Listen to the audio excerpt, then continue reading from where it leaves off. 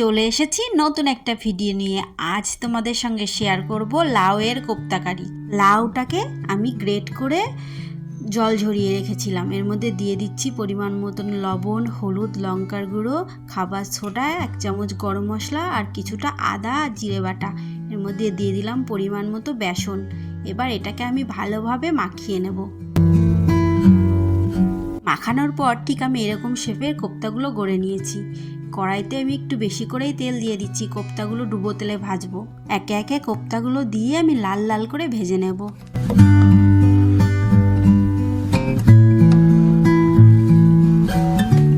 এরপরে তেল কিছুটা কমিয়ে নিয়ে আমি আলুগুলো ভেজে নিচ্ছি। ফোড়নে দেব গোটা জিরে, শুকনো লঙ্কা আর তেজপাতা।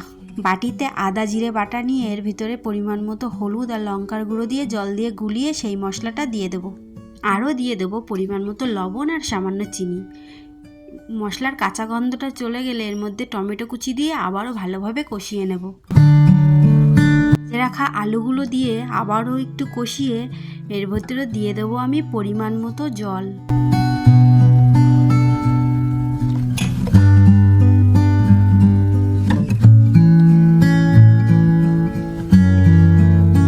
আলুগুলো সিদ্ধ হয়ে গেছে, এবার এর মধ্যে কোপ্তাগুলো দিয়ে দেব। 5 মিনিট ঢাকা দিয়ে রান্না করার পর ধনেপাতা কুচি ছড়িয়ে এটাকে আমি নামিয়ে নেব।